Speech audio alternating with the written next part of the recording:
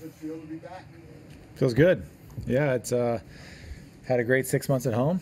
You know, got a little feel for what retirement's going to look like, which was fun. But it was nice, you know, when I got that surgery and I had a plan. You know, for 3 months I tried to rehab it, got some stem cell injection at Stanford, and tried a bunch of different things. And you know, probably a little bit what Murray was going through, just frustration. I couldn't, you know, walk right. And but once I got the surgery, it was, you know, a couple of weeks, you know, on crutches and a cane, but started, you know, feeling no pain at all. And then, you know, I'm 5 months post-op, and just happy to be out here playing with this guy. He tore it up without me, which was, you know, was inspiring to watch. I thought we were playing some of our best tennis when I went down, you know, maybe leading up to a slam like he won at Wimbledon. But to see him do it was bittersweet. You know, obviously I wanted to be there with him, but you know, dude's #1 in the world, and at 40 years old, oldest ever. So that gave me a little confidence that, you know, I could come back and maybe have a similar run with him. Players often get a perspective when they're away, when they're facing. Yeah, I know. Talk about that. Yeah, being out really made me appreciate how good we all have it on the tour. It's a great life. It's you know, you wake up every day with a purpose. You know, you're working hard, trying to build towards holding up those trophies, and you know that purpose is what makes it special. You know, when I was at home and you know, getting up and rehabbing, that was kind of my purpose. But luckily I got to watch him on TV a little bit. But look, I'm happy to be back. I got a metal hip. There was no guarantees I was gonna, you know, make it back. You know, I talked to my mom when I went down in Madrid, and she was, you know, she was crying, saying, "Hey, you've had a great career. You know, it's been a great ride." And you know, when I went and looked at the MRI, it didn't look good, and there was no, you know, going in to get a metal hip implant is, you know, there's no one that's come back from that in tennis, so there was no guarantees. But I'm happy it's feeling good, and you know, seeing you know, the way Andy Murray's feeling, you know, kind of hit a nerve with me. You know, I would love to see him do a similar, you know, surgery and you know, feel the relief that it gives, because I think our hips were pretty similar, just worn down, you know, no cartilage. Would you have done? Would you have done anything different over the years now, like in hindsight, with your training and maybe protecting more of your body? Is there a way for you guys to protect yourselves? Yeah, I mean, I think what hurt me is maybe I didn't stretch enough.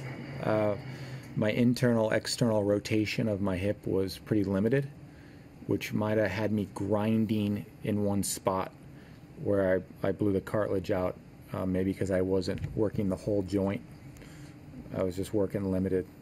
So maybe I would hit the stretching a little more. He's been a little more diligent with it. I had problems early on in my career, so I went on kind of a rehab program very early, and I just sustained it pretty much every day. That's why mine probably are a little bit better off than his. You know, I have a little bit more space.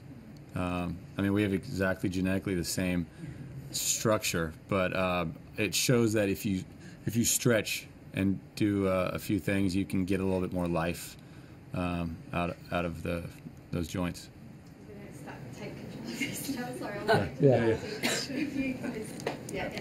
You mentioned Andy before. He said he's been in contact with you to kind of get your advice and stuff. Can you tell us kind of when he first got in touch with you and what sort of advice you've been giving him for how long, etc.? Well, I think, you know, I just represent an option for him.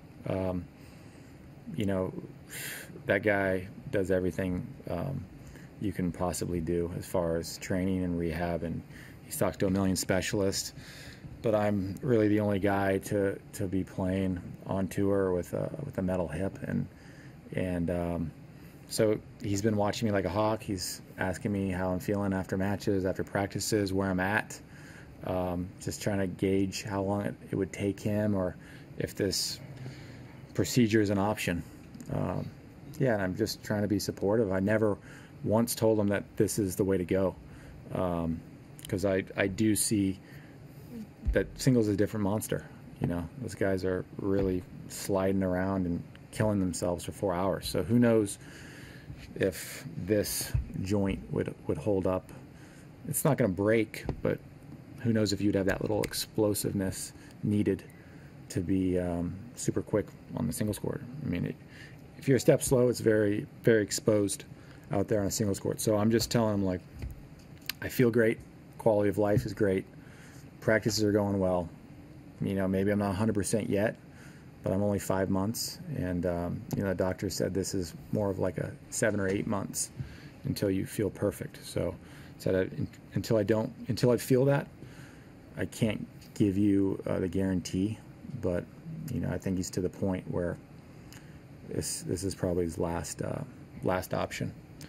I would love to see him do it just for quality of life. You know, you can sleep and, you know, walk, be with your kids and play, and, you know, it's frustrating when you can't, you know, put on your shoes.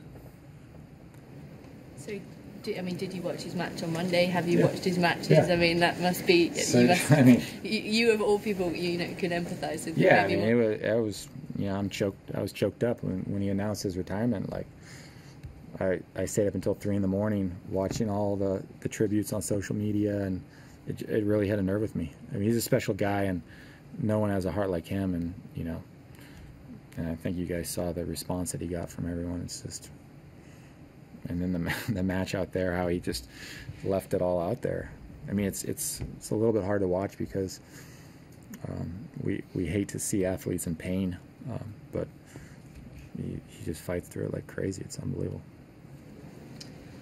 Mike, what was it like being back out on a Grand Slam stage with him next to you out there on court? Yeah, I mean, it's extra special. I've been waiting for this guy to come back, and super excited for this moment to walk out on the court in a slam. It felt kind of like right where we left off. You know, like this guy's worked extremely hard, and he's bringing a very high level. I mean, we've already won 3 matches this year against top teams, and I mean, we're putting ourselves with the chance to make a run. You know, that's all we can ask for.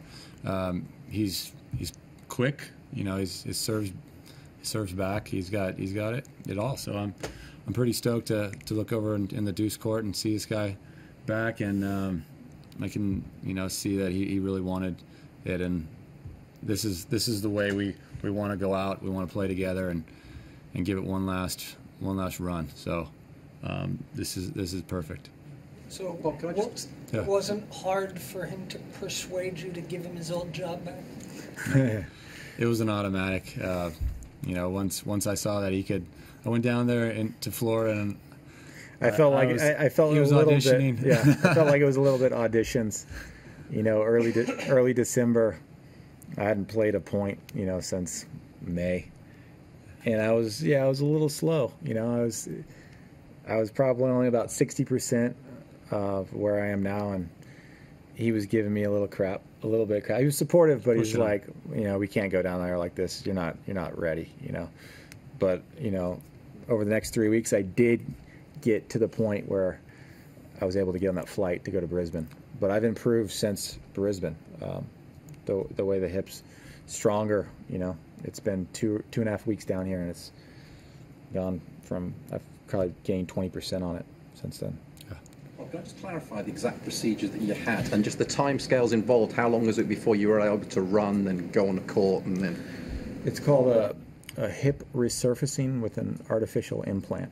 So it's a full replacement. Has the bar that goes all the way down the femur. This is a little more sports, high performance, smaller metal implant. And I was on crutches a couple days later. I was at the U.S. Open 3 weeks after surgery with a cane, and I was at the end of September. I had the surgery August 2nd. At the end of September, I was just hitting some light balls, and then we started our training December 5th. That's when we started hitting some balls pretty hard and playing some sets. Sorry. Well, that time's going. If Andy Murray, for example, to get that operation done next week, for example, he could be back in. We're talking 4, 5, 6 months. That sort of. Yeah, I mean, I took the flight down to Brisbane a little before 5 months. I mean, his rehab schedule's probably a lot more intense than mine, but also singles is more intense than doubles. So, yeah, that's up to him. But look, I mean, no one's ever come back with this surgery on the singles court. I'm showing that it could be done in doubles, but see how you feel tomorrow. See how I feel tomorrow. Yeah. But you said you feared for your career at one point. What stage in the process did that change, and what I presume it was immediately after the operation or soon after the operation? Yeah, I mean, look, I was trying to rehab it. I was bone on bone in Madrid. I think when I came down on the serve, I chipped the bone.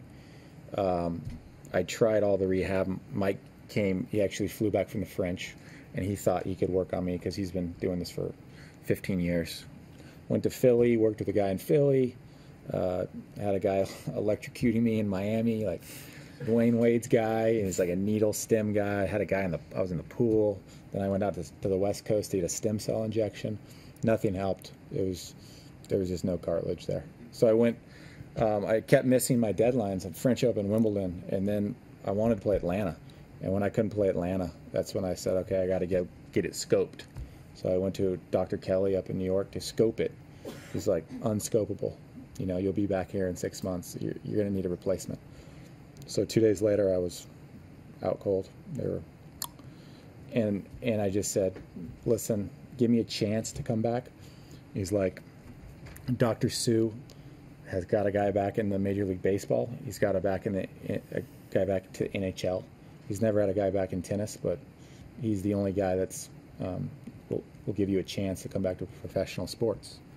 So I put all my kind of confidence in Dr. Sue and just said, cut me open. And I don't know, I felt better after that. It just gave me at least a goal, you know. I didn't feel like I was on a bad hip anymore. So.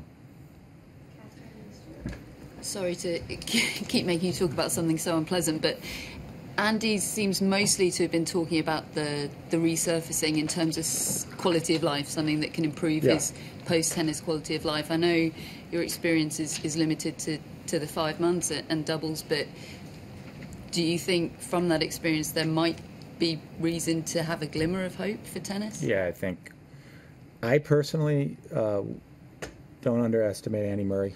You look at the great workers in history, Lendl, Courier, Roddick.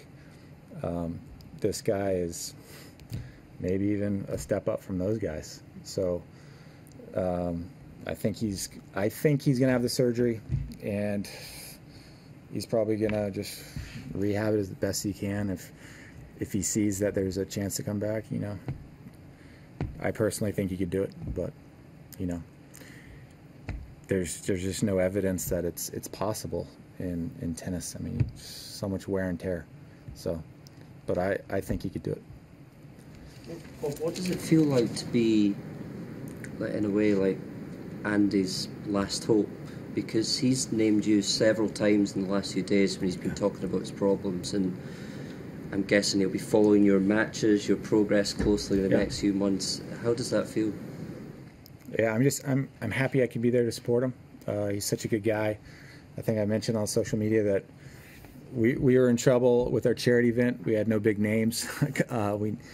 These people were paying a hefty price tag to come play tennis with us and play golf, and he showed up and spent the whole afternoon playing tennis with these people. We raised a ton of money, over $1 million, and I'll never forget that. He was there for us, and with a bad hip. With a bad hip, yeah, he was limping, you know, but he was running around and helping out. And so, if I could lend a little bit of advice or support, I'm happy to do it.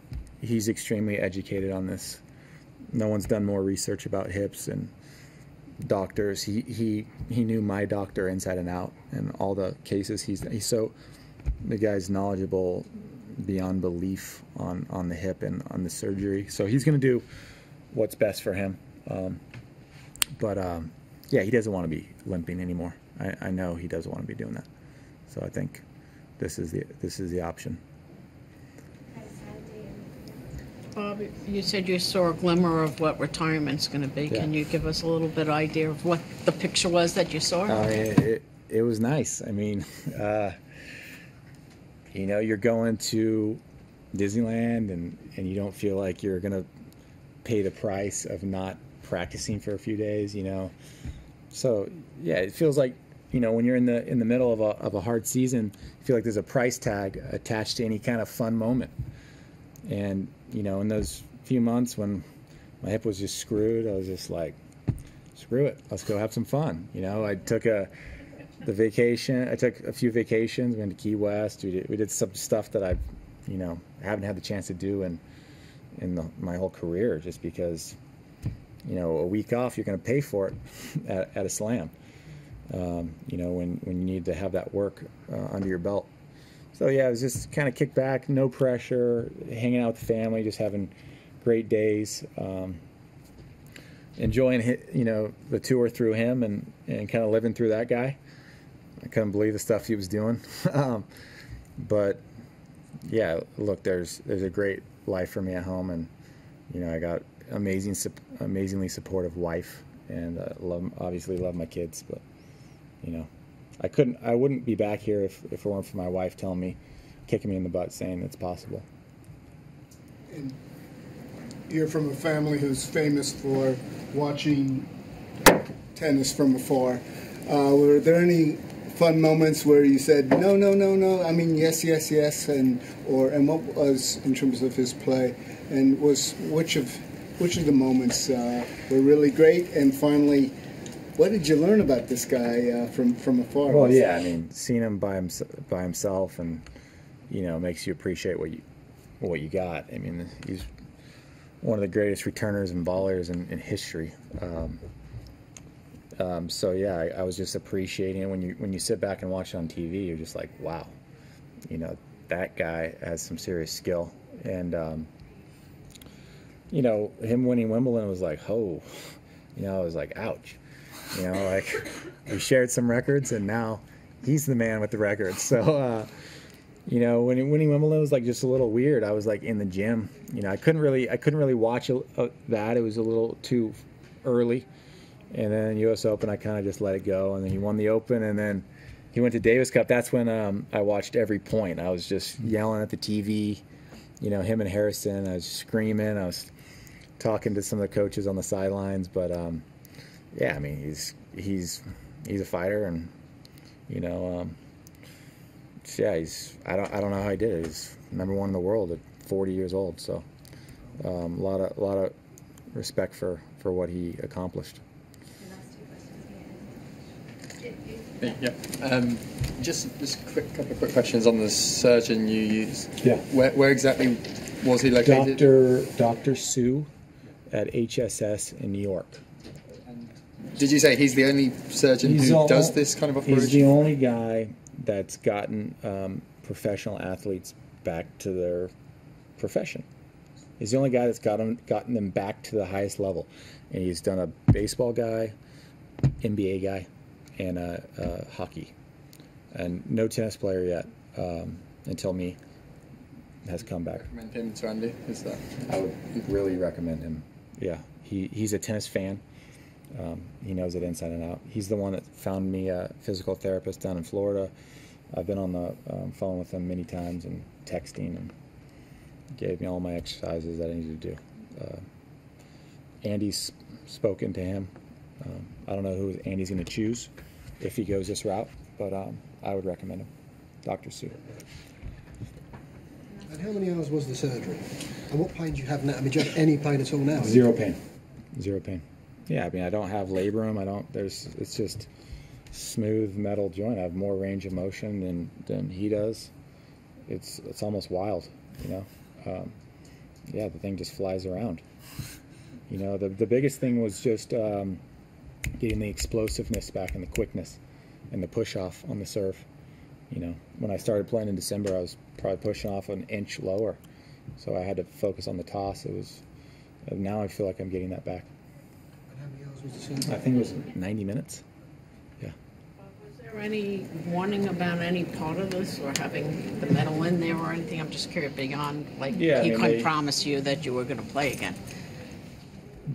What could go wrong, or what are the? I mean, you have to check your blood once a year to see if there's any metal break off from the metal ions or in your blood, just to check your levels.